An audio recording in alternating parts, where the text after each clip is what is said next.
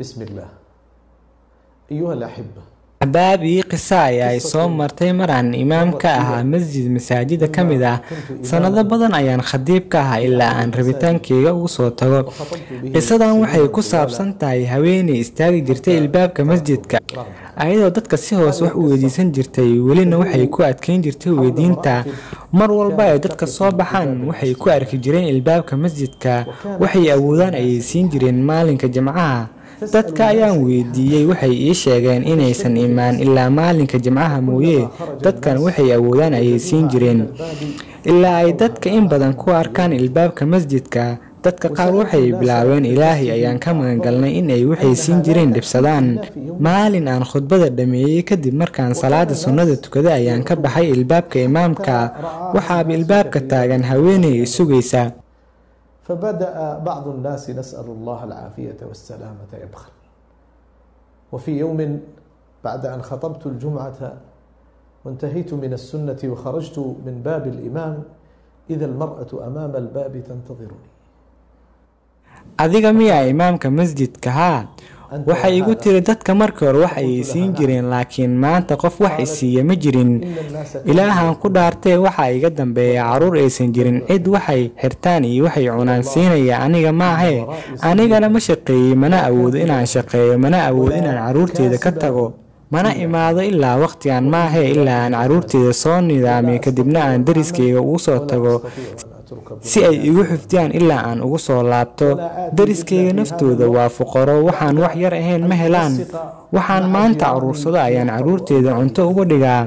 waxaan ku dhahay walaasheeda, haddaan annaga ku siino mise dad kale. marka hore ilaahay wax ma weydiisatay intaadan bini'aadan wax weydiisan ka hor? intaadan bini'aadan soo dhexgalin ka hor alla dhankiisa ma u carartay?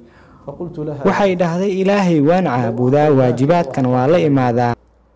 هل لجأت إلى الله قبل أن تلجئي إلى الناس؟ وهل سألت الله سبحانه وتعالى قبل أن تذهبي إلى الناس؟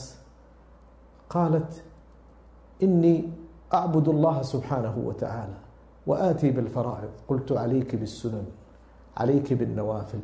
aan ku dhahay sunnooyinka ka tagin. waxaad ogaataa waxa ugu weyn oo risqiga lagu helo waa inaad alle dambi dhaaf weydiisataa iyo inaad badiso istighfaarta iyo laa xawla walaa quwata illaa billaah. ilaahan ku dhaartay ilaahay wuxuu kaa arsuqayaa meel aadan filin, laakiin bishardi inaad ilaahay ugu baqdid si muuqata iyo si qarsoon. istighfaarta adiga ilmahaada la imaada. gurigeedii ayay u laabatay, waxay bilowday in ay alle dambi dhaaf weydiisato maalinka jimcihii oo dhan. jimcihii xigay masjidka ilbaabkiisa ma aysan imaanin ilaa jimcihii labaad iyo saddexaad ma aysan imaanin.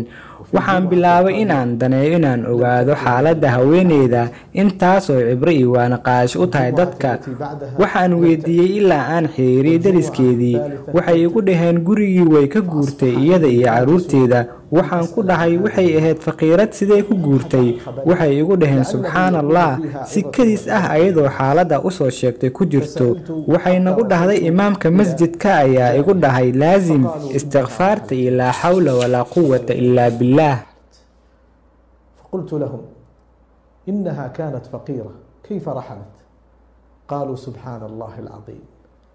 فجأة وهي على الحال التي أخبرتها بها، وقد أخبرتنا أن إمام المسجد قال لي إلزم الاستغفار والزمي لا حول ولا قوة إلا بالله واتق الله في سرك وفي علانك.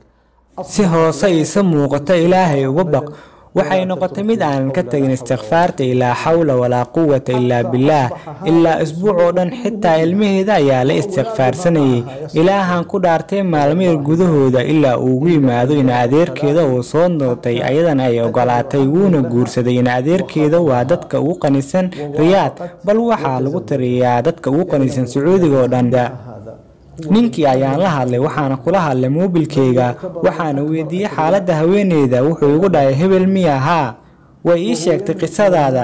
ilaahan ku dhaartee ma ahayn mid ku fikiraya guurkeeda, mana aqoon ilaa aan habeenada ka mid ah aan hurday. waxaa ii imaaday qof hurdada iga kicinaya iguna dhahayo aad heblaayo iyo caruurteeda sii, ilaahay wuxuu ku siiyey. waxaan weydiiyey hooyo iyo walaalaheyga qofta ay tahay haweeneydaas. waxay igu dhaheen waa haweeneydii uu furay hebel.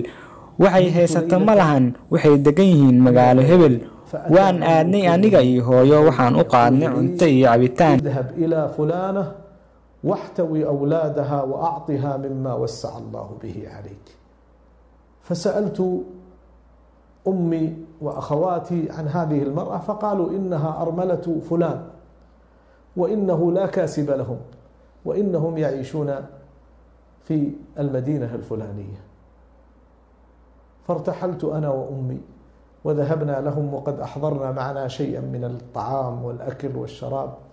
فلما جئنا markaan imaano una soo galnay gudaha guriga ilaahay ayaa idinkiin soo diray mana awoodo inaan hurdo ilaa aan idinka imaado ee maxaa sameeynayeen waxay igu dhahday waxaan laasimno wuxuu imaamkana amray istighfaarta ilaa hawla walaa quwwata illaa billah markaan damacnay inaan baxno hooyo ayaa igu tiri wiilkaygiiyo miyaada ka faa'iideysanaynin gabadhan ajirkeeda way da'yar tahay waana gabar wanaagsan oo qurux badan ee guurso waxaan ku dhahay u laabo ina doon waan u laabana way ii doontay waana guursaday waxaan siiyay guri aad u weyn arinkan waxay ku heshay fadliga alle iyo laazimitaanka istighfaarta ilaa hawla walaa quwwata illaa billah ilaahay waxaan weydiisanaynaa inuu naga dhigo kuwo alla u cararo intaysan ibni aadan u cararin بفضل لزومها للاستغفار وفضل لا حول ولا قوة إلا بالله.